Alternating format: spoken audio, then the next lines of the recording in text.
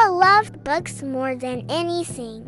Her room overflowed with fairy tales, adventures, mysteries, and magical worlds she longed to visit. She read everywhere at breakfast, under her blanket with a flashlight, even while walking to school. Books were not just paper to her, they were doors to other worlds. One foggy afternoon, she wandered into a tiny shop she had never seen. Dust floated like mist, and the air smelled of ink and cinnamon. Behind the counter sat an old woman with silver eyes and a knowing smile. "You look like a girl who belongs among stories," the woman said. "I do," Lila replied. "I love fairy tales, adventures, even scary ones." The woman smiled and handed her a thick leather-bound book. Its cover shimmered faintly,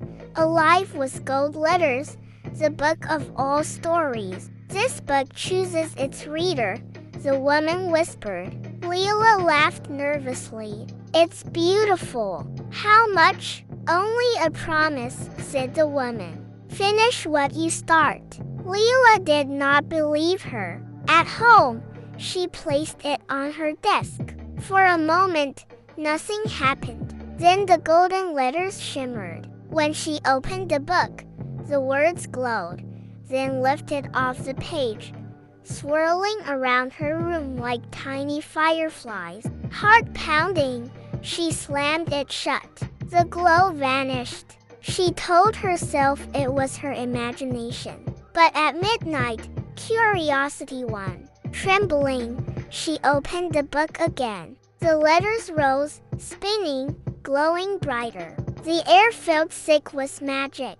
Her feet lifted from the floor. Her hair floated, and a soft whooshing sound filled the room. She reached to close the book, but a gentle tug pulled her forward, and she fell through pages, words, and light until she landed in a long hallway lined with glowing doors. Each door pulsed softly. Waiting, the Crystal Kingdom, the Haunted Carnival, the Talking Meadow, the Forest of Time, and the Garden of Goodbye. The first door shimmered blue, the Crystal Kingdom. Lila stepped into a fairy tale world of silver lakes and sparkling towers. A fairy queen smiled kindly. "Welcome, traveler," she said. Lila freed a tiny frozen fairy, and the kingdom sparkled. Butterflies of light swirled around her before she was whisked back to the hallway. The next door glowed green, the Talking Meadow. Golden grass stretched forever. Animals gathered.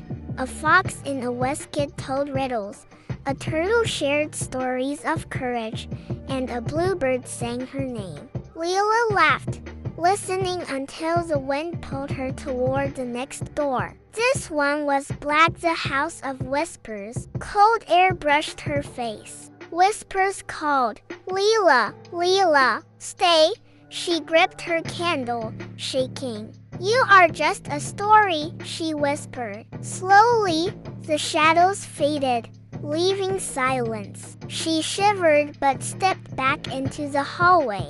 The silver door beckoned the Forest of Time. Moonlight lit glowing trees. A young wizard appeared. "Each tree holds a memory," he said. Lila touched a trunk and saw herself as a child, reading under the blanket. Tears filled her eyes. "Not all stories are adventures," the wizard said softly. "Some are about remembering who we are." The red door glimmered, the Haunted Carnival. Flickering lights, distant laughter. Empty rides moved on their own. A clown with a cracked mask waved. "Welcome to Forgotten Dreams," he whispered. Lila rode a carousel horse through dark tents and mirrors reflecting her brave and scared faces. When it stopped, the clown smiled, and the world dissolved. The last door glowed soft pink, the Garden of Goodbye.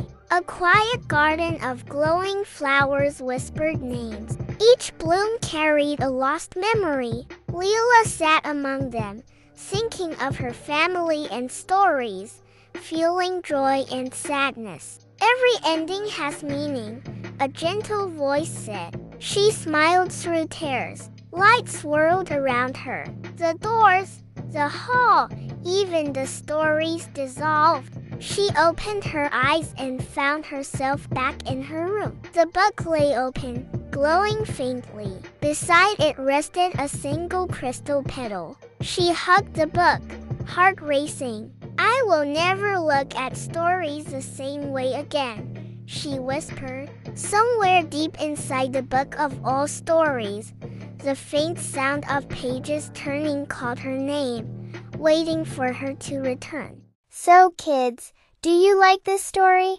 I have many more cute stories like this. If you want to hear more, be sure to subscribe to my channel and like the video. You can leave a comment if you like. Have a cute day.